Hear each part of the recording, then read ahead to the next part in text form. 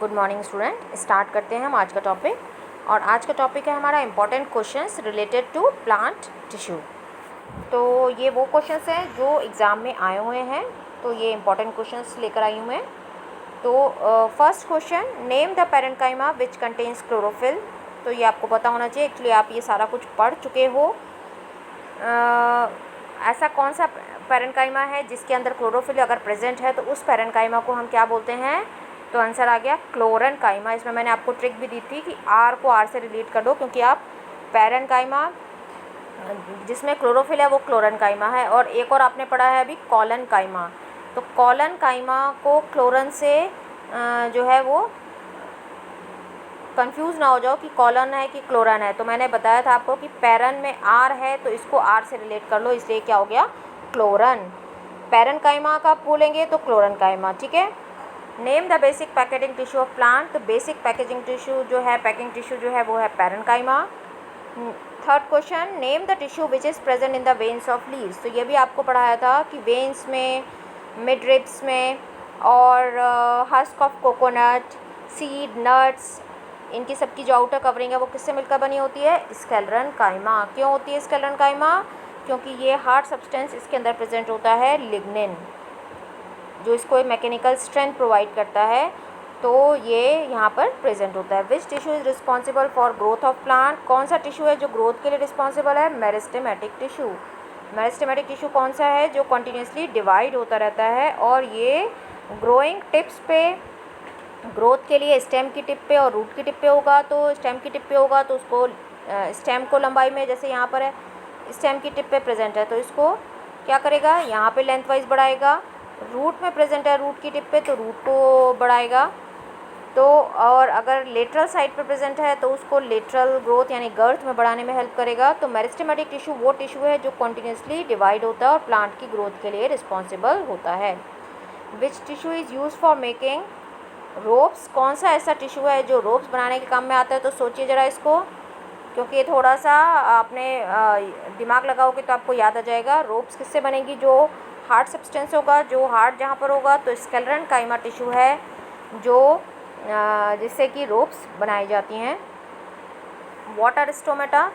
Stomata are tiny pores on the surface of leaf which help in transpiration and gases exchange. Transpiration में क्या होता है कि जो एक्सेस वाटर होता है वो वाटर वेपर के फॉर्म में लॉस होता है, और गैसेस एक्सचेंज में हमारा दोनों चीज़ें आती हैं, रेस्पिरेशन एंड फोटोसिंथेसिस। फोटोसिंथेसिस में कार्बन डाइऑक्साइड को लेते हैं और oxygen as a by product बाहर निकालते हैं।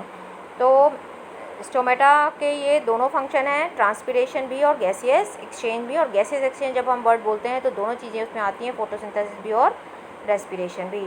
Xylem and phloem are called complex tissue. Why? Xylem and phloem को कॉम्प्लेक्स टिश्यू क्यों बोलते हैं? Xylem and phloem are called complex tissue because they are formed of more than one type of cells. Xylem and phloem को क्यों बोलते हैं? क्योंकि एक से ज़्यादा सेल से मिलकर बने होते हैं। ये हम पढ़ चुके हैं कि 4 डिफरेंट एलिमेंट जाइलम के हैं, tracheids, vessels, xylem parenchyma and xylem fibre. ऐसे ही फ्लोएम के अंदर भी sieve tube, companion cell, phloem parenchyma and phloem fibre. 4 different types की सेल्स हैं इनके अंदर, 4 डिफरेंट टाइप्स के एलिमेंट्स हैं, इसलिए इनको हम बोलते हैं कॉम्प्लेक्स टिश्यू, जो एज ए यूनिट वर्क करते हैं बट सबके काम डिवाइडेड हैं। Which tissue protect the plant body against the invasion of parasite. Parasite के इन्वेजन से यानी बैक्टीरिया, फंगस, उनके अटैक से कौन बचाता है? कौन सा टिश्यू प्रोटेक्ट करता है? तो एपिडर्मिस होती है उसकी आउटर मोस्ट सरफेस पे, मैंने बताया था, जो कॉम्पैक्टली अरेंज्ड होती है विदाउट इंटरसेलुलर स्पेस, ताकि कोई भी पैरासाइट उसके अंदर एंटर ना कर सके। तो it secrete thick cuticle and vaccine substance which prevent the invasion of parasite. तो एक थिक क्यूटिकल बनाती है ताकि वाटर लॉस ना हो, और दूसरा जो है एक कॉम्पैक्टली अरेंज सेल हैं ताकि कोई भी पैरासाइट यानी बैक्टीरिया, फंगस इसके अंदर अटैक ना कर सके। अब आता है 9th question, mention 2 features of cork which justify it as protective tissue. 2 feature आपको ऐसे बताने हैं जो जस्टिफाई करे कि जो कॉर्क है वो प्रोटेक्टिव टिश्यू है। तो first, the cork cells are dead and closely packed without intercellular spaces. तो ये क्लोजली पैक्ड है, इसके अंदर इंटरसेलुलर स्पेसेस नहीं है, ये डेड सेल है। क्योंकि इसके अंदर क्या प्रेजेंट है? कौन सा केमिकल? केमिकल के बारे में भी पूछ सकते हैं, suberin. The cells of cork are impervious to water and gases due to thickening of waterproof waxy substance called suberin on their cell wall. ये जो है बिल्कुल इम्प्रीवियस हो जाता है वाटर और गैसेस के लिए, यानी अंदर से कोई चीज़ बाहर नहीं जा सकती और बाहर से कोई चीज़ अंदर नहीं आ सकती।